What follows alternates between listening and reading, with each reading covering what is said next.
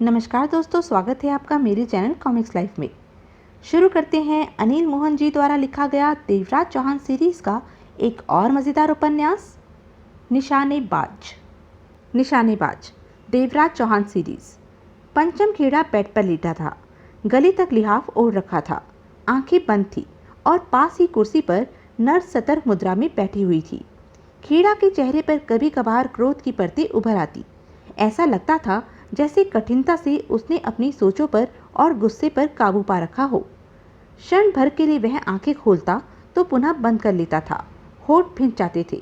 छाती में लगी गोली के कारण उसे तकलीफ का ज़्यादा एहसास हो रहा था, परंतु वह जानता था यह तकलीफ सिर्फ एक आध दिन की है। बंद आंखों के पीछे कविता देसाई का चेहरा घूम रहा था। अगर कविता देसाई उसके सामने आ जाती तो अपने उबलते क्रोध को वह शांत कर लेता, उसकी हत्या करके। बहरहाल कविता देसाई के प्रति जल रही आग को वह सीने में ही दबाए रखे था, लेकिन मन ही मन वह इस बात का निश्चय कर चुका था कि जब भी उसकी हालत में थोड़ा सा सुधार होगा तो सबसे पहले वह कविता देसाई के ही टुकड़े टुकड़े करेगा जिसने उसे इस हालत में पहुंचाया। तभी अर्जुन नाथ ने भीतर प्रवेश किया। आहट पाकर खेड़ा ने आंखें खोली।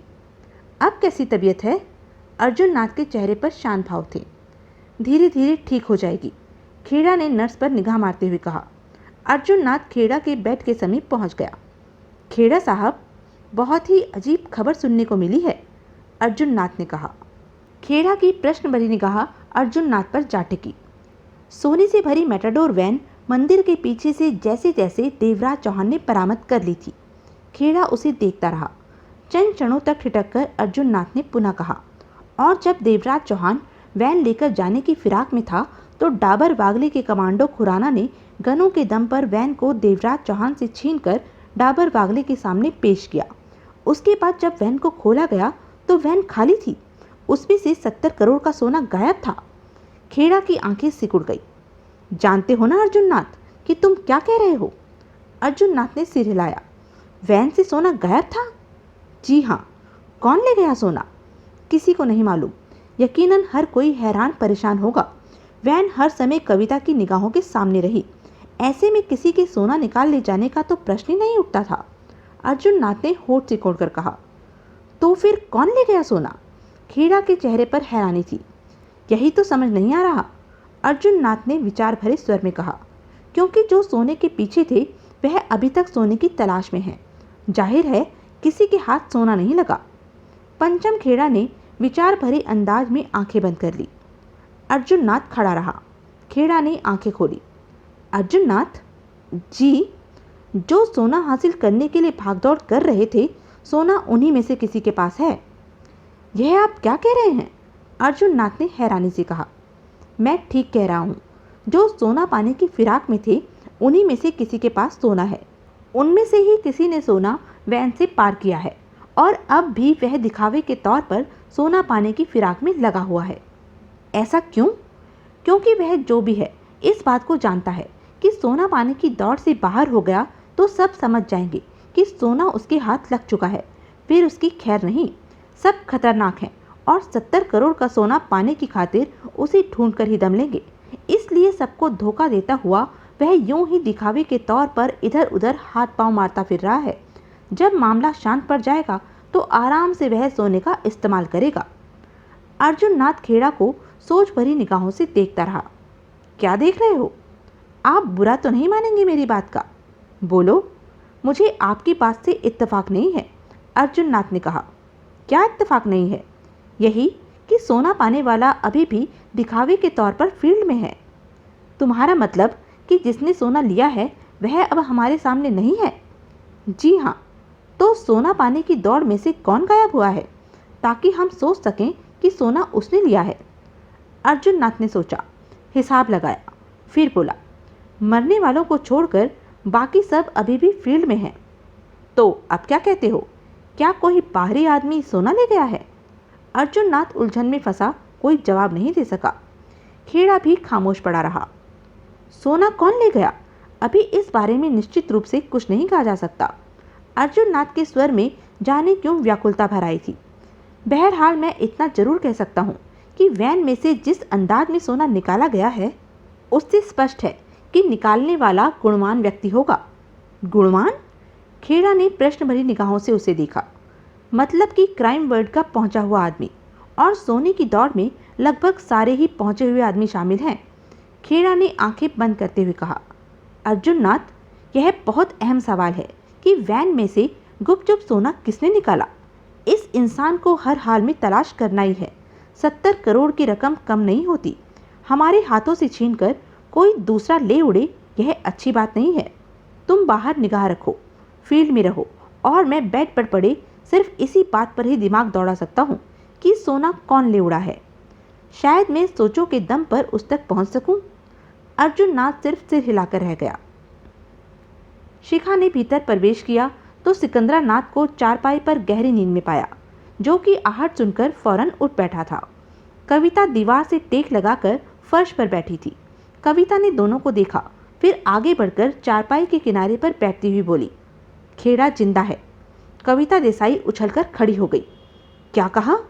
कविता ने हैरानी से भरी फटी आंखों से शिखा को देखा। पंचम खेड़ा जिंदा है। शिखा का स्वर शांत था। खेड़ा जिंदा कैसे हो सकता है? कविता के होठों से फटा सा स्वर निकला। क्यों नहीं हो सकता? मेरे सामने उसे गोलियां लगी थी, शायद एक छाती में लगी थी, कविता देसाई ने व्याकुलता से कहा, और वह पहाड़ी के नीचे खाई में जा गिरा था। फिर वह कैसे बच सकता है?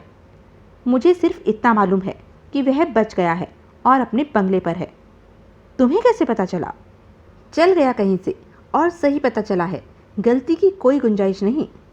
कई पलों तक कविता के होठों से कोई बोल ना फूटा। खेड़ा बच गया है तो मेरे लिए यह संसार का 8वां आश्चर्य है। तभी सिकंदरा नाथ बीच में बोल पड़ा, इन बातों को छोड़ो और सोने के बारे में सोचो कि वह कहाँ हो सकता है। सोने की तलाश जारी है सिकंदरा नाथ। शिखा ने उसे देखा। इसके साथ हमें यह भी पता लगाना है कि देवराज चौहान कहाँ है और क्या कर रहा है। हर तरफ निगाह रखनी पड़ेगी हमें, तभी हम सोने तक पहुंच सकेंगे। और तुम अब अपने इस धोती कुर्ते और तिलक से छुटकारा पालो। कमीज पैंट का इस्तेमाल करो, वरना हमारे साथ मंदिर के पुजारी को देखकर कोई खामखाही शक कर सकता है। मैं अभी बाजार जाकर कपड़े ले आता हूँ, सिकंदरा नाथ ने कहा। कविता ने शिखा को देखा। डाबर वागले की कोई खबर?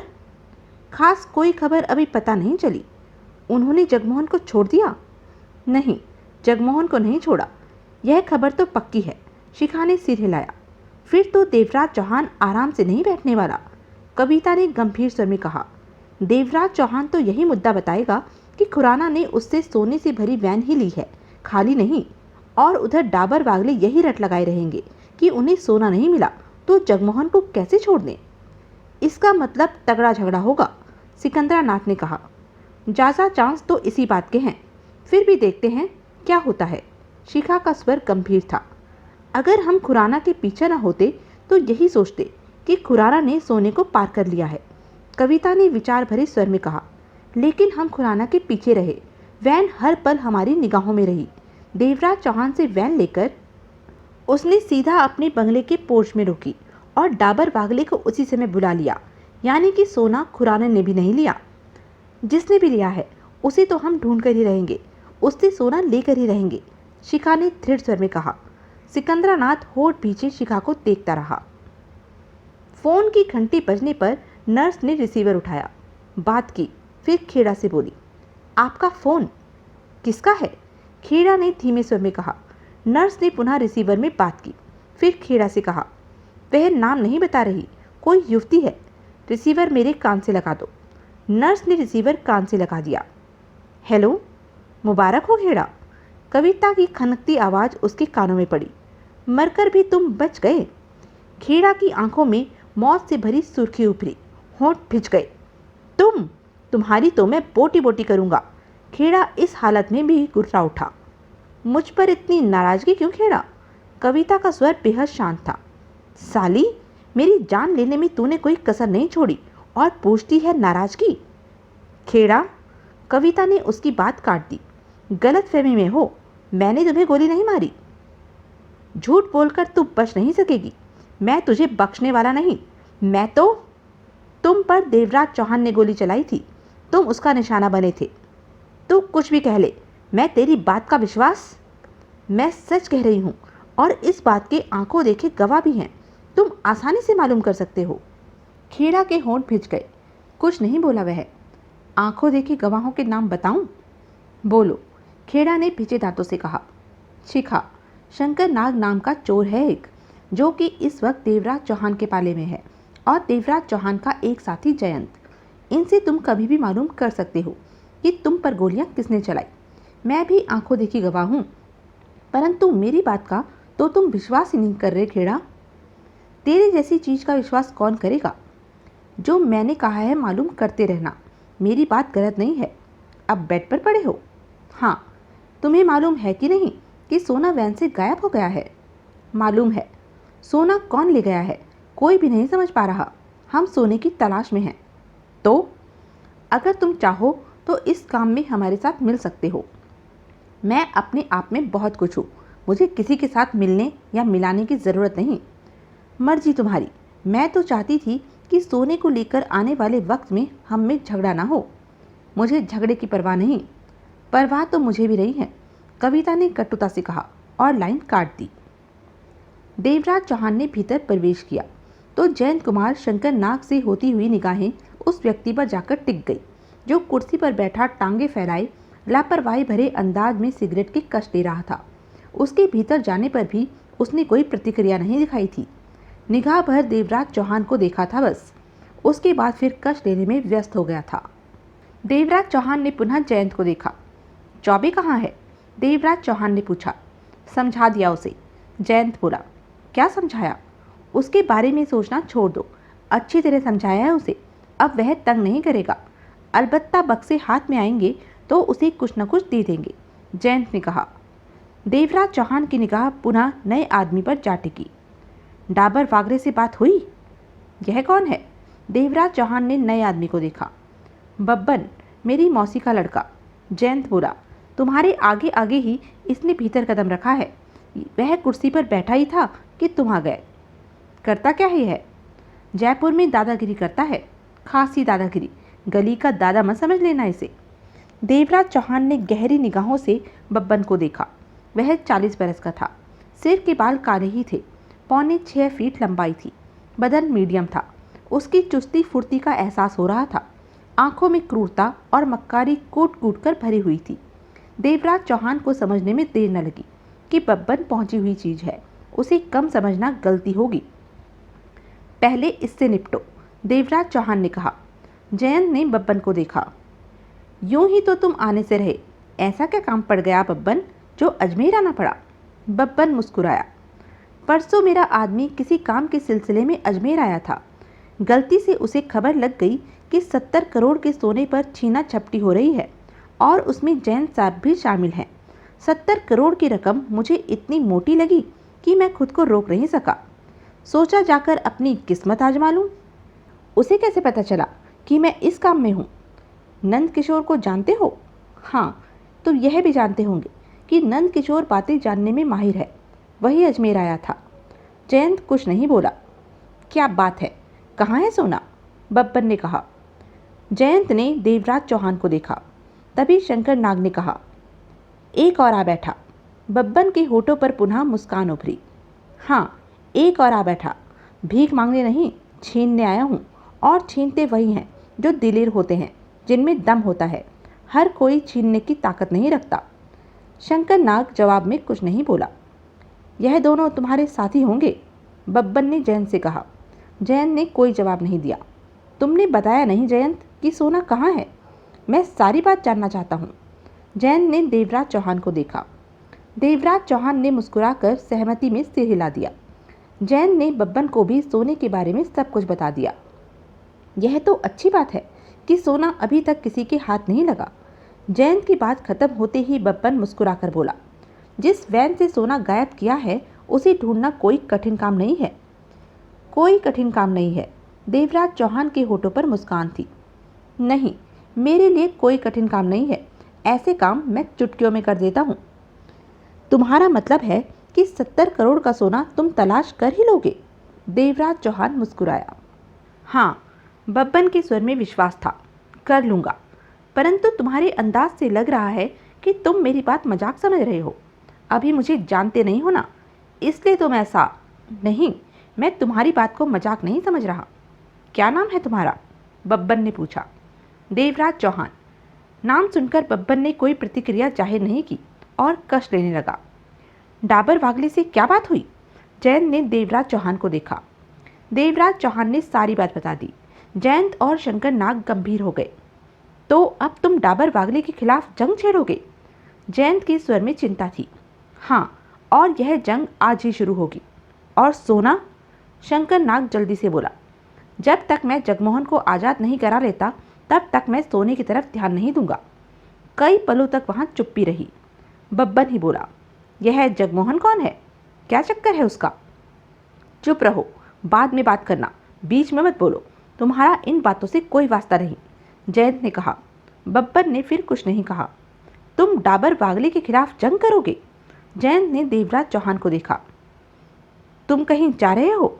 देवराज चौहान जयंत की बात का मतलब समझ चुका था। जा कहीं नहीं रहा, लेकिन मुझे सोना तलाश करना है। डाबर वागले से तुम्हारा रगड़ा है। मैं जितना तुम्हारा साथ दे सकता था दिया, परंतु तुम्हारे इस झगड़े में नहीं पड़ूंगा। साथ देने के लिए मैं तुम्हें जोर भी नहीं दूंगा। देवराज चौहान ने सिर हिलाकर कहा। तुम शायद अब बब्बन के साथ मिलकर सोने की तलाश करोगे। हाँ, ख्याल तो सही है। जयंत ने गंभीर स्वर में सिर हिलाया।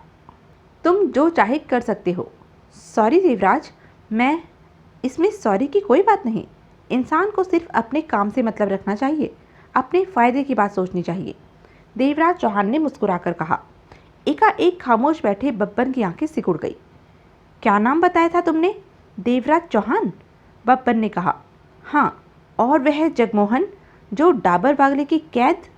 ठीक कह रहे हो तुम। बब्बन की आंखें सिकुड़ती चली गई।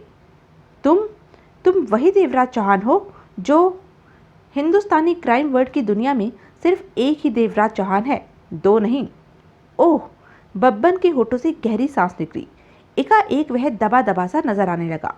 मैंने तो सोचा भी नहीं था कि तुम जैसी हस्ती से कभी इस तरह आसानी से मुलाकात हो जाएगी। देवराज चौहान ने कुछ नहीं कहा। अगर सोने की तलाश करने का सवाल मेरे सामने ना होता तो मैं इस लड़ाई में तुम्हारा साथ अवश्य देता। मुझे खुशी होती कि मैंने तुम्हारे साथ काम किया है। फिर भी अगर सोना पहले ही ढूंढ निकाला तो मैं तुम्हारे साथ इस लड़ाई में शामिल हो जाऊंगा। देवराज चौहान मुस्कुराकर रह गया। जयंत, अब मैं चलता हूँ। जा रहे हो? कहाँ? मेरा यहाँ रहना ठीक नहीं है। खुराना इस जगह के बारे में जान चुका है। मुझे कहीं और रहकर यह लड़ाई लड़नी होगी। फिर मुलाकात होगी जयंत। देवराज चौहान बाहर की तरफ बढ़ गया। जयंत कुछ न कह सका। बब्बन खामोश रहा। रुको, एकाएक शंकर नाग बोला। मुझे छोड़कर कहाँ जा रहे हो? देवराज चौहान ठिठका। पलटकर शंकर नाग को देखा। मैं तुम्हारे साथ चलूंगा। तुम? देवराज चौहान के चेहरे पर हैरानी उभरी। हाँ, मेरे साथ रहने में जान जाने का पूरा पूरा खतरा है। यह लड़ाई बड़ी खतरनाक होगी। देखा जाएगा। देवराज चौहान साथ है तो फिर डर किस बात का? इस लड़ाई में और कुछ कर सकूं या ना, परंतु तुम्हारे पीछे रहकर तुम्हें इतना तो बता सकता हूँ कि पीछे खतरा है कि नहीं। उसकी बात सुनकर देवराज चौहान के होठों पर मुस्कान उभरी।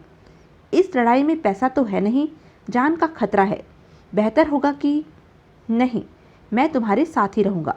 शंकर नाग ने जैसे फैसला सुनाया। ठीक है, तुम्हारी मर्जी।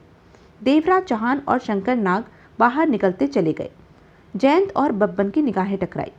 कई पलों तक उनके बीच खामोशी रही। जो हुआ अच्छा ही हुआ, बब्बन बोला। क्या अच्छा हुआ? 2 हिस्सेदार कम हो गए, नहीं तो सोना 4 में बंटना था। अब तुम्हारे और मेरे बीच में बटेगा। तुम तो ऐसे कह रहे हो जैसे सोना हमारे हाथ आ गया हो, या फिर हमें पता हो कि सोना कहाँ पर पड़ा है और वहाँ जाकर हमें बस उठाना ही है, जयंत तीखे स्वर में कह उठा। बब्बन कुर्सी से उठा। चेहरे पर दृढ़ विश्वास के भाव नाच रहे थे। बब्बन की निगाहों से कोई चीज छिपी नहीं रह सकती, और तुम यह बात अच्छी तरह जानते हो। बब्बन ने जिस काम में हाथ डाला है सफल होकर ही रहा है, और इस काम में भी सफल रहूंगा। अब जरा एक बार फिर मुझे सब कुछ बताओ, सोना लूटे ले जाने से लेकर अब तक की सारी घटनाएं। फिर मैं तुम्हें बताऊंगा कि सोना वैन से कौन ले उड़ा है। जयंत उसे सिलसिलेवार सारी घटनाएं बताने लगा। देवराज चौहान ने शंकर नाग के घर पर कमरे में डेरा जमाया। बाहर से शंकर नाग शीशे के गिलास में 2 चाय ले आया था। शंकर नाग, देवराज चौहान ने चाय का घूंट भरकर गंभीर स्वर में कहा, हाँ, मुझे गोला बारूद की ज़रूरत है, कहीं से दिलवा सकते हो? हाँ, इंतज़ाम हो जाएगा, शंकर नाग ने गंभीर स्वर में कहा। काम जरूर छोटा करता हूँ, परंतु हर रास्ता मुझे मालूम है, मैं सब काम कर सकता हूँ। तुम तो वास्तव में कमाल के आदमी हो। देवराज चौहान मुस्कुराया। मुझे सिर्फ एक बात का जवाब दे दो देवराज चौहान, शंकर नाग बोला। क्या? जो तुम करने जा रहे हो उससे तुम्हें जगमोहन वापस मिल जाएगा? देवराज चौहान के चेहरे पर खतरनाक भाव उभरे। डाबर बागले को तबाही नहीं चाहिए, अपनी जिंदगी बचानी है तो जगमोहन को उन्हें छोड़ना होगा, और ना छोड़ा तो उनका सब कुछ खत्म हो जाएगा। देवराज चौहान के होठों से गुर्राहट निकली। इस लड़ाई में तुम्हारी जान भी जा सकती है। अपनी जान तो मैं हमेशा हथेली पर लेकर घूमता हूँ शंकर नाग, इसलिए मेरी जान की तो सोचो ही मत, और ऐसे समय में तो मैं सिर्फ दुश्मन की जान के बारे में सोचता हूँ। शंकर नाग देवराज चौहान का सुलगता चेहरा देखता रह गया। देवराज चौहान ने अपने पर काबू पाया और सिगरेट सुलगा ली।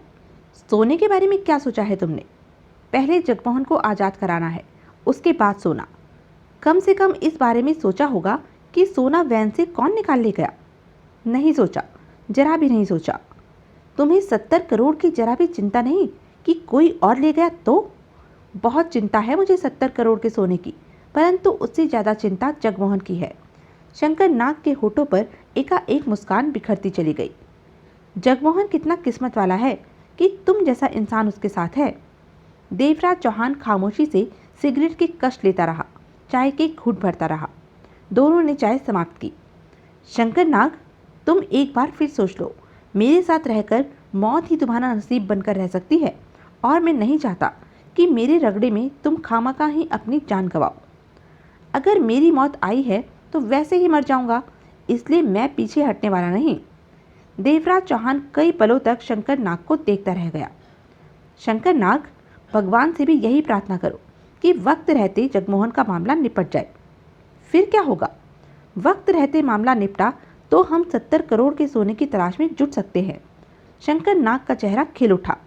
यह की है तुमने काम की बात। देवराज चौहान मुस्कुराया। अगर सोना हाथ लगा तो आधा तुम्हारा होगा। आधा? शंकर नाग की आंखें फट गई। हाँ, आधा। शंकर नाग खुशी के मारे कुछ कह न सका। क्या हुआ? कुछ नहीं। अब यहाँ बैठे बैठे हम क्या कर रहे हैं? चलते हैं, गोला बारूद का इंतजाम करके काम शुरू करते हैं, ताकि जगमोहन को छुड़ाने का काम करके सोने की तरफ ध्यान दे सकें। शंकर नाग की बेचैनी देखकर देवराज चौहान हौले से हंस पड़ा। बब्बन मुझे काफ़ी खतरनाक लगा था, शंकर नाग ने कहा। किसी के खतरनाक होने से 70 करोड़ का सोना उसकी झोली में तो नहीं आ गिरेगा। अब सोने को हासिल करना शतरंजी खेल है। सिर्फ इस नतीजे पर पहुंचने की देर है कि वैन से सोना कौन ले उड़ा है। जिसे भी यह समझ आ जाएगी वह सोने के करीब पहुंच जाएगा, देवराज चौहान ने कहा। जो इस तरह सोना ले उड़ा है वह भी कम नहीं होगा, टक्कर का होगा। जाहिर है। देवराज चौहान उठ खड़ा हुआ। लेकिन चिंता की कोई बात नहीं, जब वक्त आएगा देख लेंगे। आओ शंकर नाग, चलें, काम शुरू करें। शंकर नाग भी उठ खड़ा हुआ। वह उत्साह में लग रहा था। शंकर नाग देवराज चौहान को ऐसे गुप्त ठिकाने पर ले गया जहां पर से हर प्रकार का गोला बारूद हासिल था। ऐसा गोला बारूद कि पूरे अजमेर शहर को उड़ाकर रख दे। देवराज चौहान ने अपनी पसंद का गोला बारूद खरीदा, ज़रूरत की हर चीज़ खरीद ली और जो दाम मांगे वह चुकाए। सामान को बैग में डालकर बाहर निकले। कुछ बारूदी चीज़ें देवराज चौहान ने अलग बैग में डाल ली थी। एक बैग शंकर नाग के कंधे पर लटका रखा था। शंकर नाग, देवराज चौहान डूबते सूरज को देखता हुआ बोला, तुम घर जाओ, मैं रात को आऊँगा। लेकिन तुम जा कहाँ रहे हो? कुछ काम करने। मैं भी तुम्हारे साथ? नहीं, कम से कम आज तुम्हारी ज़रूरत नहीं, कल की कल देखी जाएगी। मैं रात को किसी भी समय आ जाऊँगा। बैग में पड़े सामान को संभाल कर ले जाना, अभी वह बहुत काम आएगा। लेकिन तुम अकेले? मेरी फिक्र मत करो, तुम्हें जो कहा है वही करो, देवराज चौहान ने लगभग जबरदस्ती शंकर नाग को कहा। और फिर उसके 4 घंटे बाद जहां से यह मामला शुरू हुआ था, यानी कि नाइट रेस्टोरेंट में 3 ऐसे भयानक धमाके गूंजे कि पूरी इमारत ढहती चली गई। चारों तरफ धूल ही धूल नजर आती रही। धूल की ओट में आसमान छिपकर रह गया। दूर खड़ा देवराज चौहान होंठ भींचे मौत से भरा यह नजारा देख रहा था। उसके चेहरे पर दरिंदगी सिमटी पड़ी थी और इन धमाकों में सारा अजमेर जैसे थर्रा उठा था। फिर देवराज चौहान वहां से हटा और सड़क के किनारे मौजूद बूथ में प्रवेश करके रिसीवर उठाया और डाबर वागले के नंबर डायल करने लगा। आंखों में जैसे मौत नाच रही थी। वागले का चेहरा तपकर सुर्ख हो रहा था। आंखों में क्रोध का समंदर ठाठे मार रहा था। गुस्से में वह घायल हाथी की तरह इधर से उधर फर्श पर बिछे कालीन को रौंदे जा रहा था। रह रहकर उसके होठों से क्रोध भरी गुर्राहट निकल रही थी। डाबर वागले का चीफ कमांडो खुराना एक तरफ कुर्सी पर बैठा शांत भाव में बैठा था। इसी तरह डाबर टेबल के पीछे कुर्सी पर मौजूद था। डाबर का चेहरा सब्र के साथ भरा था। पिछले कई मिनटों से वहां इसी तरह का माहौल व्याप्त था। वागले ठिठका। उसने खुराना को देखा। खुराना? जी। इस बार खुराना कुर्सी से नहीं उठा, बैठा ही रहा, क्योंकि पिछली 10 बार वागले द्वारा जब पुकारा गया तो खुराना उठा था कुर्सी से, परंतु वागले कुछ कहने की अपेक्षा पुनः चहलकदमी करने लगा था। उस हरामजादे देवराज चौहान ने हमारा नाइट रेस्टोरेंट उड़ा दिया और तुमने क्या किया? वागले के दांत पिचे हुए थे। कुछ भी नहीं, खुराना ने शांत स्थिर लहजे में कहा। क्यों नहीं किया? मैं पूछता हूं, क्यों नहीं किया? वागले के होठों से गुर्राहट निकली। अभी वक्त ही कहाँ मिला है वागले साहब, 5 मिनट भी नहीं हुए हमें इस बात की खबर मिले कि हमारा नाइट रेस्टोरेंट जैसा कीमती ठिकाना उड़ा दिया गया है। खुराना ने शांत स्वर में कहा। और फिर यह बात भी नहीं तय हो चुकी है कि यह काम देवराज चौहान ने किया है। हम तो उसी ने किया है, देवराज चौहान ने किया है, वागले वहशी स्वर में कह उठा। वरना पूरे अजमेर में किसी में इतनी हिम्मत तो नहीं कि हमारे खिलाफ गोला बारूद का इस्तेमाल कर सके। शायद आप ठीक कह रहे हो। खुराना ने इन शब्दों के अलावा कुछ नहीं कहा। वागले होंठ भींचकर खुराना को देखने लगा। शांत बैठा डाबर दोनों की बातें सुन रहा था। खुराना, तुम ठंडे ठंडे क्यों लग रहे हो? मैं अभी उलझन में हूं। कैसी उलझन?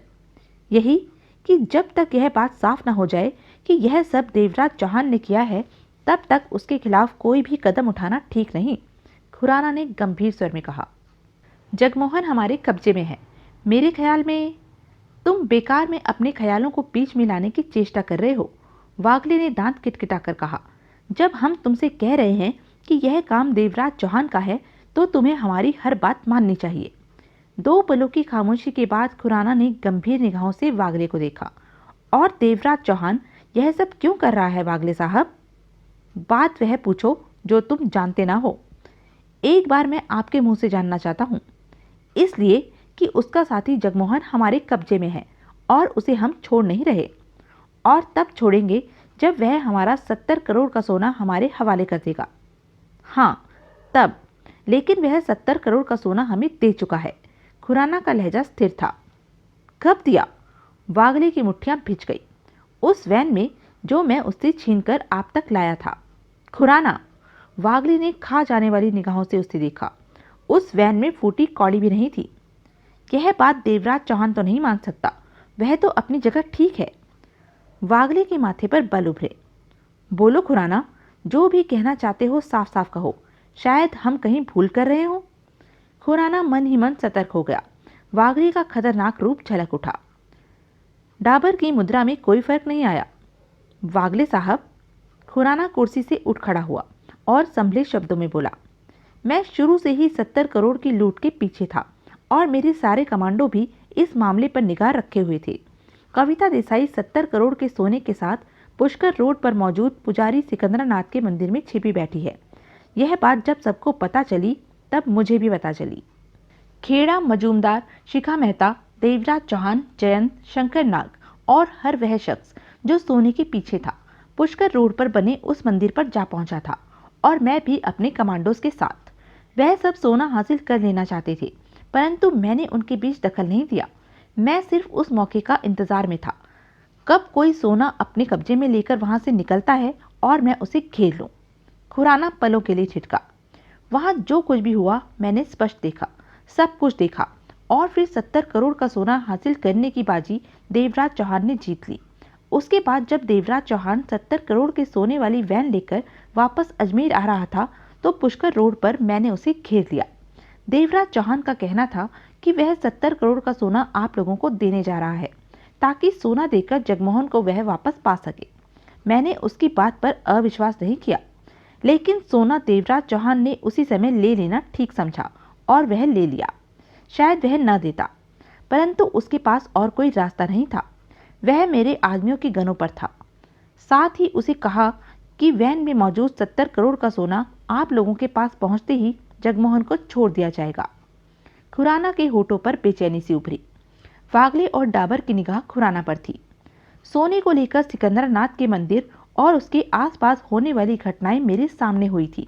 मैं ही क्या, सब जानते थे कि 70 करोड़ का सोना वैन में मौजूद है। यहाँ तक कि वैन में मौजूद सोना हाथ से न निकले, इसके लिए कविता देसाई जान की परवाह न करके देवराज चौहान से टकरा गई और फिर उसे जान बचाकर भागना पड़ा। देवराज चौहान ने पंचम खेड़ा को गोली से उड़ा दिया। खेड़ा को 2 गोलियां नाजुक जगह पर लगी, परंतु सुनने में आ रहा है कि अर्जुन नाथ ने किसी तरह खेड़ा को बचा लिया है। इस समय वह अपना इलाज करा रहा है। यानी कि हर कोई वैन में पड़े 70 करोड़ के सोने को पा लेने के लिए जान पर खेल रहा था। सबको मालूम था कि वैन में सोना है। भारी खतरे से निपटकर वह 70 करोड़ के सोने से भरी वैन लेकर निकल गया तो मेरे कब्जे में आ गया। मैंने उससे वैन हथिया ली। मैं कैसे सोच लेता कि वैन में 70 करोड़ का सोना नहीं है, जबकि सब कुछ तो मेरे सामने हो रहा था। डाबर वागले खुराना को ही देख रहे थे। ठीक इसी तरह देवराज चौहान कैसे मान ले कि उसने मेरे हवाले खाली वैन की है। 70 करोड़ का सोना उसमें नहीं था। या तो मैं उसी समय उसके सामने वैन खोलकर सोना चेक करता, परंतु इस बात की तुक नहीं थी। देवराज चौहान को भी वैन के साथ लाने की जरूरत नहीं समझी मैंने। अब बेशक देवराज चौहान को भी बाद में इस बात का एहसास हो गया हो कि वैन वास्तव में खाली थी, सोना कोई निकाल ले गया है, तो फिर भी देवराज अपनी बात से पीछे नहीं हटेगा कि मैंने उससे वह वैन ली है जिसमें 70 करोड़ का सोना था। अगर हम किसी जज की तरह सारे मामले पर गौर करें तो देवराज चौहान को गलत नहीं कह सकते। वागले माथे पर बल डाले खुराना को देखता रहा। डाबर ने दूसरी तरफ मुंह फेर लिया था। देवराज चौहान अब सही कहता है कि उसने 70 करोड़ का सोना दे दिया है। अब उसे जगमोहन वापस मिलना चाहिए। लेकिन हम भी अपनी जगह सही हैं कि वैन खाली थी, 70 करोड़ का सोना हमें नहीं मिला, तो हम कैसे जगमोहन को छोड़ दें? दोनों तरफ मामला एक जैसा ही फंसा है। ऐसे में देवराज चौहान हमारा नाइट रेस्टोरेंट उड़ाकर मरने मारने वाली नौबत पैदा कर रहा है, तो इसमें हमें खास परेशान नहीं होना चाहिए। डाबर ने सिगरेट सुलगा ली। खुराना, अजमेर अंडरवर्ल्ड को हमने पैदा किया है, नहीं तो चोर उचक्कों के अलावा और कुछ भी नहीं था। आप ठीक कहते हैं। ऐसे में कोई भी हमारी हुकूमत में छेद करने की चेष्टा करे, हम कैसे बर्दाश्त कर सकते हैं? नहीं कर सकते। मुद्दा बेशक सही हो या गलत, हमें इस तरफ को सोचना ही नहीं है। सोचना तो सिर्फ यह है कि जिसने भी हमारे खिलाफ आवाज़ उठाई है उसकी गर्दन फौरन काट दी जाए। जी, तो यह थी अब तक की कहानी। आगे की कहानी जानने के लिए बने रहें मेरे साथ। और हाँ, मेरे चैनल को लाइक, शेयर और सब्सक्राइब करना ना भूलें। धन्यवाद।